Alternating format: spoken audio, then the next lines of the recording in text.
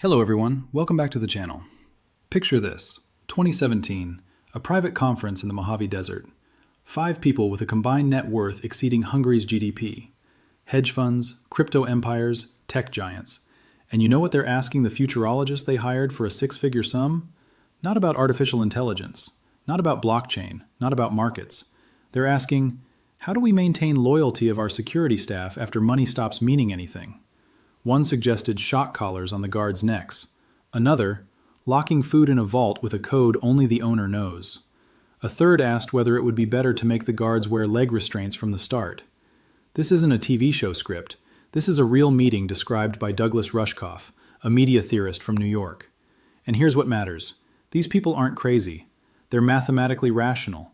They see the same charts you and I do. They just have the money to act on them. Today we'll talk about why the richest people on the planet are building bunkers, buying citizenships, and quietly leaving the countries that made them wealthy, and why this is an exact copy of what the Roman elite did 100 years before the empire fell. Let's travel back 1,700 years. The Roman Empire. On paper, still the greatest power in the known world. In reality, a patient in intensive care. Look at what's happening. In 50 years, 26 emperors, most of them murdered. The army effectively chooses who will rule, and each new emperor pays the legions more than the last. Where does the money come from? That's right, the ancient printing press. Currency debasement. The silver denarius, stable for centuries, by 270 AD contains, wait for it, 0.5% silver. The rest is bronze. This isn't inflation, this is economic suicide at the state level. And what do the elites do? Senators, latifundia owners, merchant magnates? They don't try to fix the system, they exit it. Mass buying of lands outside cities. Villas transform into fortresses. With walls, private armies, grain reserves for years. Gold is exported and buried. Literally buried. Archaeologists still find hoards from that period. Patrocinium, that's a term you need to remember. Peasants voluntarily submitted to the power of large landowners because the state could no longer protect them. In exchange, you no longer pay taxes to the state, only to your master. Do you understand what's happening? Rome isn't just weakening. The elites are actively dismantling it, extracting capital, people, loyalty from the system. By the 5th century, when Odoacer deposes the last emperor, it's already just a formality. The real Rome died 200 years earlier, when the rich decided it was cheaper to build their own little world than to fix the big one. New Zealand, the 2020s. Far away, quiet, beautiful. And this is important, geopolitically neutral. Here are some names. Peter Thiel, founder of PayPal, early Facebook investor, net worth around $10 billion. Got New Zealand citizenship in 2011, having spent only 12 days in the country. How? 477 acres of land by Lake Wanaka, a plot where you can see 3 mountain ranges and not a single neighbor. Sam Altman, CEO of OpenAI, the person who knows more about the risks of artificial intelligence than almost anyone on the planet. Publicly stated, he has an arrangement with Thiel, in case of a pandemic or a nuclear threat, a plane to New Zealand. Reid Hoffman, founder of LinkedIn, said in an interview with The New Yorker, more than 50% of Silicon Valley billionaires have bunkers or evacuation plans, more than half. But New Zealand is for those who want comfort. There's hardcore. Rising S Company, a Texas company that builds underground shelters. Their bestseller? The Aristocrat. 120 feet underground, autonomous power supply, air filtration system for nuclear war, swimming pool, movie theater, 5 years of food supplies. Price? $8 to $15 million. Waiting list? 2 years. Company founder Clyde Scott says, after 2016, sales increased by 700%. After COVID, another 300%. His clients aren't paranoid tinfoil hat types. They're CEOs, hedge fund managers, family fortune heirs. And here's what kills me. These people don't believe they can change the system. They're designing Titanics while simultaneously building personal lifeboats. Let's look at the map. Where is money fleeing to? New Zealand, the obvious favorite. Far from all conflicts, self-sufficient in food and water, low population density. After COVID, the government closed the loophole with investment visas. Too many billionaires wanted to buy citizenship. Singapore, for those who want to stay in the game. Zero capital gains tax, world's best infrastructure, citizenship through investment. Portugal, the golden visa, $500,000 in real estate, and you're an EU citizen. Access to all of Europe, mild climate, low profile. The program was closed in 2023. It became too popular. Malta, Cyprus, the Caribbean. For those who care more about the passport than physical presence. Second, citizenship as insurance. But here's what's interesting. The same people buying shelters continue to live in San Francisco, New York, London. They're not fleeing today. They're preparing to flee tomorrow. This isn't panic. This is risk management at the level of, I have information you don't have. Now let's try to get inside these people's heads, not to condemn them, to understand the logic. You're a billionaire. You see 3 curves going in the wrong direction. First, inequality. In the US, 0.1% owns the same wealth as the bottom, right? 90%. This is the level of late Rome, France before the revolution, Russia in 1917. You've read history. You know how this ends. Second, climate. You see models unavailable to the public, not the soft forecasts shown on the news. Real scenarios. Migration waves in the hundreds of millions, agricultural collapses, water wars, and not in 2100, in the 2040s. Third, technology. You yourself are creating AI that will replace hundreds of millions of jobs. You know the timing better than any politician, and you know that no one is preparing society for this transition. And here's the question. What do you do with this knowledge? Option A, spend your fortune trying to fix the system. Politics, charity, social programs. Chance of success, maybe 10, 20%. Timeline, 30 years. You might not live to see it. Your children might not live to see it. Option B, build a bunker, buy passports, create an autonomous system for yourself and yours. Chance of success, 90%. Timeline, 3 years. Cost, less than your annual income.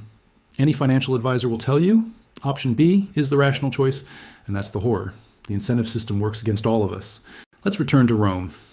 Because the parallel is so precise, it becomes eerie. The Roman elite of the 3rd century was also rational.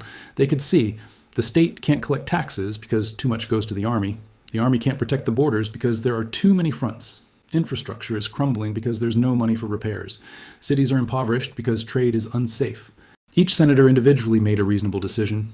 Transfer capital outside the city, fortify the villa, create an autonomous estate. But the sum of these rational decisions destroyed the empire. Because every wealthy person who retreated into autarky took with them taxes, jobs, demand for urban goods, investments in infrastructure. The system depended on circulation. When the elites stopped circulating, the system died. Modern economists call this the collective action problem. Philosophers, the tragedy of the commons. Historians just know how it ends. Let's get specific. Mark Zuckerberg. Facebook, 3 billion users, the person who knows more about you than you do yourself. In 2014, he bought 700 acres of land on Kauai, Hawaii. Then another 600. Then he started building. What's he building? According to documents filed with local authorities, an underground complex of 5,000 square feet with its own power source, its own water source, supplies for an indefinite period. The official version, he just loves Hawaii. He likes nature. He wants his children to grow up in fresh air. Maybe. Or maybe the person who sees all of humanity's data sees something we don't. Larry Ellison, founder of Oracle, bought 98% of Lanai Island. Not a plot, an island, a whole one, with its own infrastructure, its own airport, its own laws, de facto. Bill Gates, the largest owner of agricultural land in the US, 270,000 acres. He's not a farmer. He's not going to grow corn. He's buying control over food. Ted Turner, 2 million acres. John Malone, 2.2 million acres. These people own territories the size of countries. And here's where the most important part begins. The problem isn't that rich people are preparing for catastrophe. The problem is that they're preparing for catastrophe instead of preventing it. Look, Peter Thiel is one of the largest political donors in the US. He can influence laws, regulations, resource distribution. Instead, he builds a bunker in New Zealand.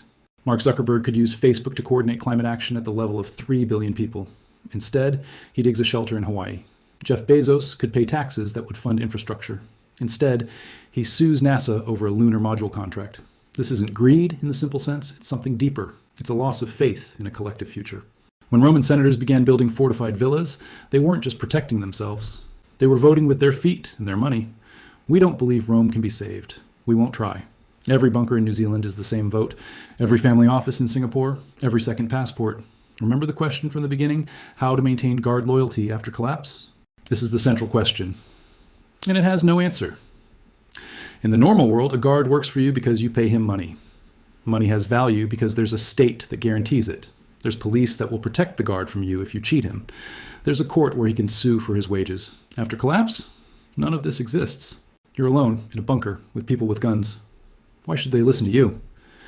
The billionaires at that conference suggested shock collars. Douglas Rushkoff, who heard this, suggested an alternative. Maybe start treating these people well now? Maybe create a system where they're your partners, not servants? They looked at him like an idiot. Changing relationships with people now to gain loyalty later? This was beyond their comprehension. They thought in categories of control, not cooperation. And this is a portrait of an entire class. People who believe you can buy your way out of any problem. That money converts to security at any exchange rate. Roman senators thought the same way. And then their villas were looted by their own colony. I won't end on a note of despair, because despair is also a kind of surrender. Here's what I think. First, transparency. We need to know who's buying land, who's getting foreign citizenships, who's building shelters, not to take away, to understand. If people with the best access to information are mass preparing for exit, that's a signal. We need to see this signal. Second, incentives. Right now, the system rewards escape. Tax havens, golden visas, offshores. All of this makes it cheaper to leave than to stay. This can be changed, not by screaming, "Eat the rich," but by restructuring the rules so that investing in a common future is more profitable than a personal bunker. Third, alternatives. A bunker is an answer to a certain worldview, a view in which the only way to survive is isolation. But history knows other models.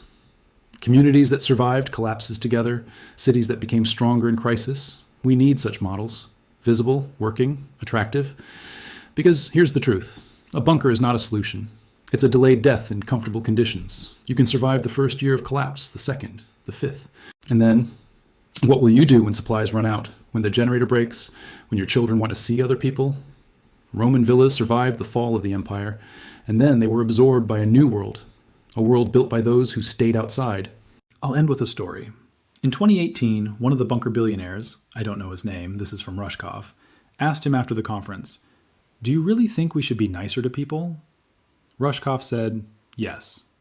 The billionaire paused and said, "You understand that means changing everything? The whole system, all relationships, your whole life?" Rushkoff said, "Yes." And the billionaire replied, "A bunker is cheaper." That's the whole choice, not between good and evil, between a cheap personal exit and an expensive collective solution. Roman elites chose the cheap exit, and we know how that ended. Our elites are making the same choice, right now, before our eyes. The question is whether we'll let them carry the future into a bunker, or build a world from which there's no need to escape.